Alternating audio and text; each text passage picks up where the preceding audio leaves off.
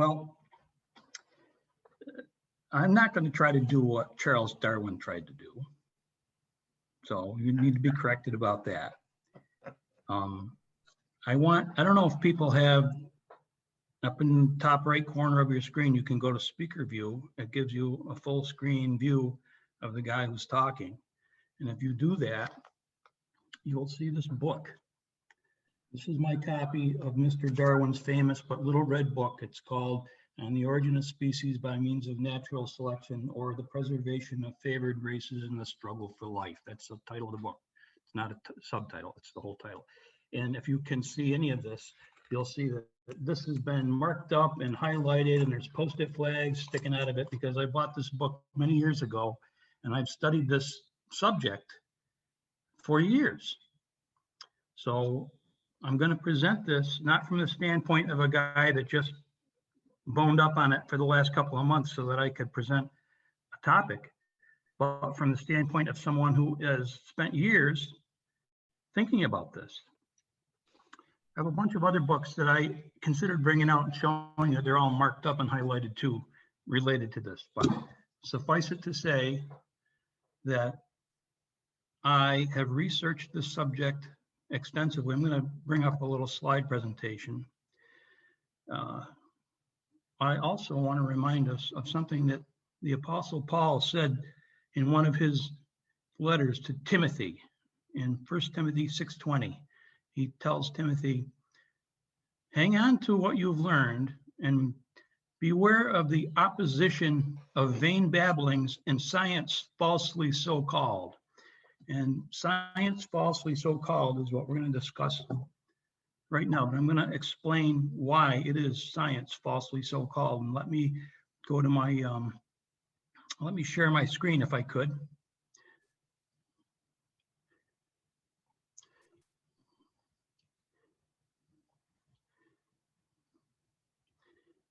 Now, I can't be sure, but you should be seeing a single slide that says Moses and Charles.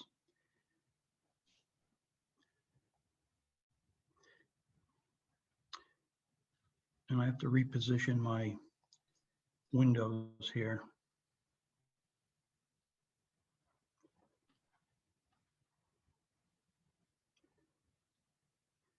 You have to give me 1 second.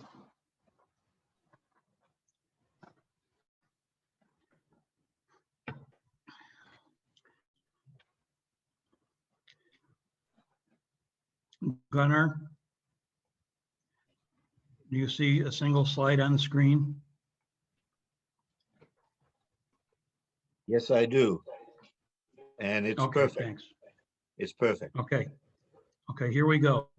This is, first of all, I thought that I was going to spend kind of an equal amount of time talking about how Darwinism and the teachings of evolutionists are false and how we recognize that the creation account of the Bible is true. But we might spend more time on Darwin than the Bible, because all of the biblical information is available in Second Epiphany volume. All right, so I'm writing here that in the mind of the public, there's a competition between the Bible account of creation and Darwin's account of the origins of life. And I say that it's two things. It's a strange dichotomy and it's a towering irony. And I'm going to explain that. What is the dichotomy? It's this. The Bible, it does not really plan to be a physics demonstration for us. It's concerned with other things. The theme of the Bible is the redemption of mankind from the clutches of sin and death. And as far as science goes, it offers, I say here, only incidental insight into physics, okay? Because the Lord is not concerned right now that we should understand quantum theory. But the things that are offered in the Bible are broad in scope and they're profound, and we'll talk about that briefly if we get that far. Darwinism, on the other hand, is focused only on the origins of organic beings. Doesn't purport to treat of the origins of life or the universe. So that's a dichotomy because that's strange because it's not apples to apples or oranges to oranges as in the mind of the public. We recognize that these are two completely different things. The Bible presents an accurate and scientifically verifiable account of creation, and then moves on from there to other more important things, while Darwinism is still sitting on the bench for, to make a contribution to science. Why is it ironic? It's because in the Western world, and I say in the Western world because Eastern philosophies are not that concerned as we seem to be in the West with this question. In the Mosaic account, people think, well, we've moved on beyond that. It's, I have a friend who is a college professor who always aggravates me when we speak because he likes to use the phrase, the creation myth, because he knows it gets under my skin. But that's what people do think quite often. They think it's crusty stuff from the past and now we know better. And this same public who thinks that Mosaic account of creation is crusty and old and outdated, they have this idea that Darwin made some discovery. And that's not true. I'm going to show you why. And everybody believes that. In this country, you can teach this in our schools. In our local high school, they teach it. So here's the ironic part. The Mosaic account of creation is amazingly in sync with what we know from science. And as I have said already a couple of times, Mr. Darwin made no scientific discovery whatsoever. I just showed you how much time I have spent in that book. It's all marked up. I've had it for years. And my wife is right here next to me. She'll tell you if I'm not being truthful. So the people that promote the idea of evolution are convinced that they're scientists and that they're talking about science. And in this beginning of this book that I just showed you, the fellow who wrote the introduction to this edition, Michael Gessellen, he's a big time academic, philosopher, biologist. And this is his comment in the overleaf. It says that this is one of the most important scientific books of all time. Well, I don't know about that because we have to define science. And here's a definition. You were in grade school or high school when you started hearing about this. Here I am quoting the Science Council of the UK, who said they spent a year working on this definition of science, which they claim may be the official definition of science ever published. I don't know why it took them a year to come up with this, but here it is. Science is the pursuit and application of knowledge and understanding of the natural and social world following systematic methodology based on evidence. And so we also remember from our school days what the scientific method is. Observation, you see something happened, right? You watched something. Hypothesis, that's your idea about why or how it happened. Hypo means underneath, like a hypodermic needle goes under your skin. Thesis is an idea. What is the underlying idea? Hypothesis. Then, this is the important part, you experiment and you can test. This could be mathematical experiments too, Einstein's discoveries were all mathematical.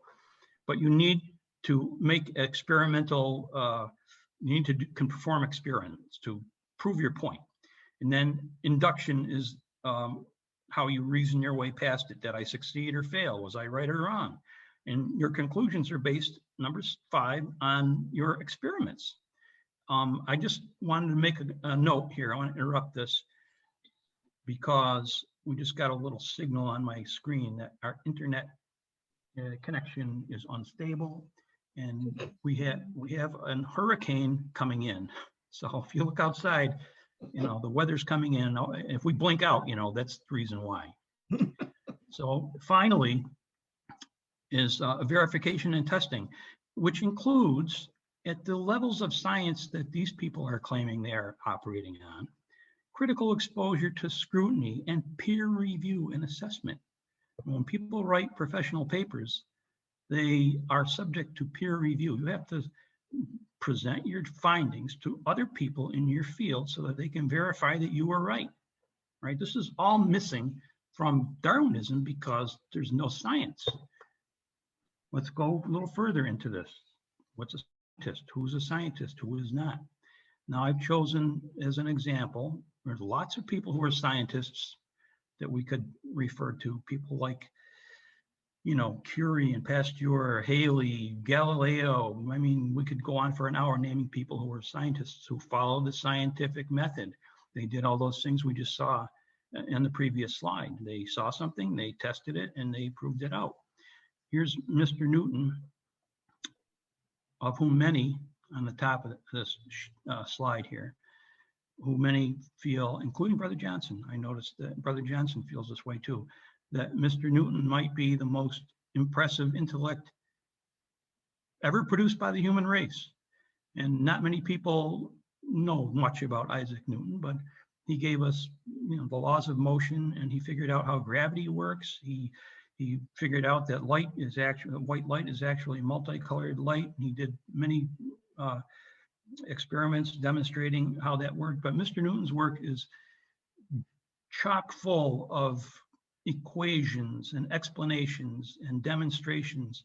And he has a comment at the beginning of one of his books, Optics, it's called. This is in the early part of the 18th century. He says, "My design in this book is not to explain the properties of light by hypothesis, but to propose and prove them by reason and experiments." So this is what you would expect from somebody who calls himself a scientist. So this is the next thing. I want you to pay careful attention to this. This is from the introduction, Mr. Darwin's own introduction to that book that I just showed you, which is the volume of his famous book. This is what he writes. "No one can feel more sensible than I do of the necessity of hereafter publishing in detail all the facts with references on which my conclusions have been grounded. And I hope in a future work to do this, for I am well aware," and pay careful attention to this, brethren, "I am well aware that scarcely a single point is discussed in this volume on which facts cannot be adduced, often apparently leading to conclusions directly opposite to those at which I have arrived." Now, how important is your reasoning? If you have to preface your presentation by saying that after I'm done explaining myself, I think you may decide I'm exactly wrong about everything I say. This is just exactly what you're reading here with me, okay? This is Mr. Darwin's own work. And, you know, truth be told, I mean, this guy was probably twice as smart as me, but I can read, and so can you. And at the end of this book, which incidentally, let me interject here, since I'm so familiar with this book, that in this book you will find the phrase "my theory" or "this theory" 53 times. I counted them. And you will find phrases like this: "I see no reason why we may not assume," or "it seems to me," or phrases like that. There's so many of them. I started to actually count and catalog them one time, but I gave up. But this is a book filled with conditional phrases like that. And all the way through to the end of the book, where you find in this next bullet point at the end of the book, the first sentence in the last chapter, which is called Conclusions, "As this whole volume is one long argument, it may be convenient to the reader to have the leading facts and inferences briefly recapitulated." This whole volume, he says, is one long argument, and so it was, because this whole volume contains not one single scientific discovery. And if you think that you have to take it from me, let me jump ahead to the next bullet point. Name down there, Stephen Jay Gould. Mr. Gould, been dead almost 20 years, I think, but he was the most prominent evolutionary biologist, okay, which is an oxymoron. And again, you know, he's probably a guy a lot smarter than me, but he was, you know, an author, a biologist, a college professor, and well-respected man and a reasonable thinker, but he was a believer in Darwinism. And so this is a quote that I found in the introduction to a book that he was assigned to be the editor of this series of books. This was the introduction to Galileo's Dialogue Between Two Worlds. And I think this was like a casual comment that he wrote. I'm not sure that he realized what he was writing. Over the years, he says, many of my graduate students in evolutionary biology, these are graduates, people, after reading and enjoying Darwin's Origin of Species, then ask me, fine, I've now read the popular version, but where is the technical work that Darwin wrote for professionals before he watered down the Origin for lay readers? I tell them that no such document exists and that Darwin chose to present the greatest discovery in the history of biological thought as a volume for all intelligent readers. So I call your attention, brethren, to what a dodge this is, because that's the only way you could explain it. And also there's a little bit of I noticed that these graduate students who have already graduated from tutorship underneath this eminent biologist refer to people as lay people. A little bit of a touch of religiosity there.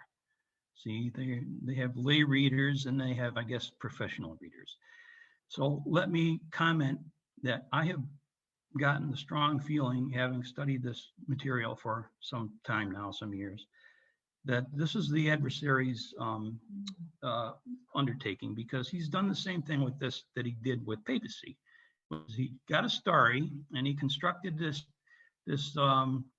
fabrication around it, where if you investigate the thing very thoroughly, my wife and I were both Catholics, and we had the whole thing presented to us when we were being brought up. The priests and the bishops and the archbishops and the Pope and the ecumenical rules of the church and the sacraments and all. But what happens when we get to be adults? We investigate that and we find there's no foundation to it. It's total fantasy. And the teachings of evolutionists are all philosophical. It's a fairy tale, because there is no science behind any of this. At the bottom here, I just make a note that Mr. Newton often punctuated the end of his conclusions. And if you've ever seen Mr. Newton's work, if you have a copy of Principia, and you can go on Amazon and get the stuff cheap, okay, and they'll show up at your door. It's amazing how precise and forceful his reasoning is. And he often would conclude with the acronym QED, Quod erat demonstratum. Thus it is demonstrated. No experiment demonstrating evolution or the origin of a species by means of natural selection has ever been seen. It has never even met the baby step of the scientific method, observation. So this is what you're dealing with here. Let me just quickly, let's see. What do we only have? I'm sorry, running out of time. I guess, if we don't get to the Mosaic stuff, we all understand that we can find that in the 6th volume, but I think it's more important to talk about Darwinism right now. Scientific evidence demonstrating the falsity of Darwinism includes, let me make a comment here also. If you talk with people in the intelligence services or people that are in criminal or civil court, they'll tell you it's almost impossible to prove that something didn't happen. And unfortunately for evolutionists, that's not true, because they are claiming that they are basing their teachings on scientific truth. And right now, and I mean in the last, let's say, in the last 5 years especially, scientific truth is coming like a bulldozer into Darwinism, with books by many extremely able authors who are pointing out all of these falsities. One of the books, now I see Brother Bill Sturgis' face on my screen there. Brother Bill Sturgis recommended one of those books to me years ago, which I would recommend to anyone, by one of these authors that I just mentioned, Stephen Meyer. Signature in the Cell, And I couldn't agree more with a comment that Brother Bill Sturgis made to me about that book. It would increase your faith, and it did. And it did for him too, and I recommend that book and other books by Mr. Meyer. Let's look at this quickly here. The veracity of Scripture and the falsity of Darwinism. Scientific evidence. All right, first and foremost and always the fossil record. Yes, people that are evolutionists or Darwinists, whatever you want to call them, they don't want to talk about the fossil record. They'll say, oh, we have settled that, or it's not finished, not completed yet, or there's lots of different things they will say about it, but they won't say the one thing that needs to be said, which is that the fossil record is the most important line of evidence demonstrating what happened with life on Earth in the past. And it denounces Darwinism. Every paleontologist knows this. And that man that I just mentioned in the previous slide or two ago, there, Stephen Jay Gould, the famous evolutionary biologist, complained one time that these paleontologists would openly speak about how the fossil record denounces Darwinism. And he told them, you have to stop talking about that unless you want it to be widely known that this is the trade secret of paleontology. So you could probably look that up, Google that. I'm sure you could find that right away. Here's a comment by Mr. Darwin himself, which you find in this book of his numerous times because it was the greatest roadblock to his theory being accepted. He says, why, if species have descended from other species by fine gradations, do we not everywhere see innumerable transitional forms? Why is not all nature in confusion instead of the species being, as we see them, well defined?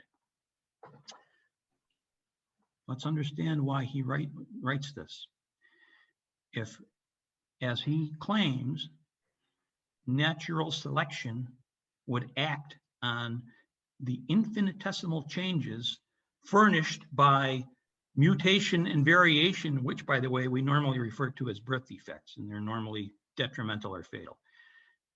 Why do we not see all these innumerable transitional forms? There would be, for example, if a little animal was found to have some kind of an advantage, it would give rise to a population that had that advantage. And then one of that population would develop another advantage. And that would be another population.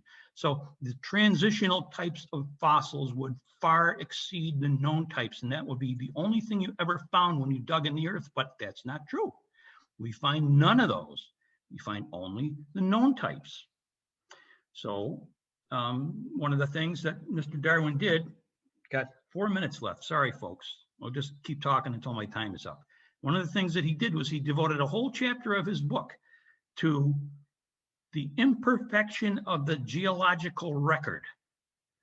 And as time has passed, I look back on this chapter as kind of the dog ate my homework chapter, because he's claiming that, well, I'm right, but you know, the earth is not bearing me out because of the different ways that you know, strata are piled up and the way that seas were found in the past and so forth.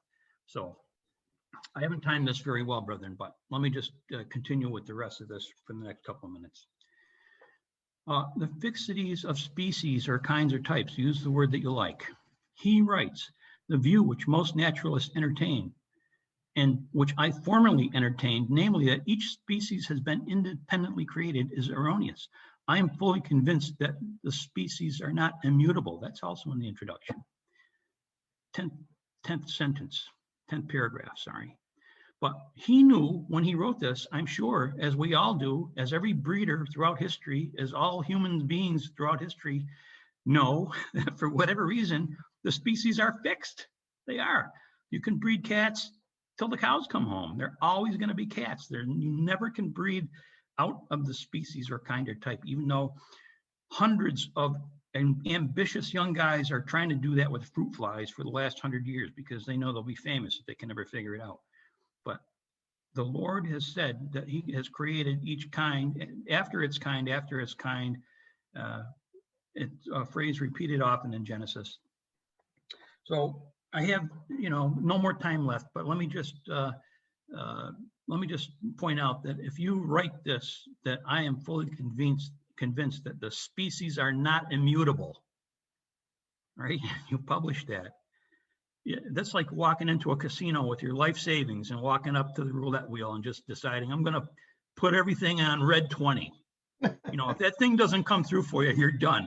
Right. So this was a comment that is just one of many, many things that you'll find in the writings of Charles Darwin and his supporters that makes absolutely no sense whatsoever. And now I can't really go onto the slides that follow that show how the Genesis account is in strict accord with scientific discovery, but this is all in the second volume, in the last couple hundred pages of the second volume. So I'm going to stop my screen sharing and turn the meeting back over to Brother Gunnar.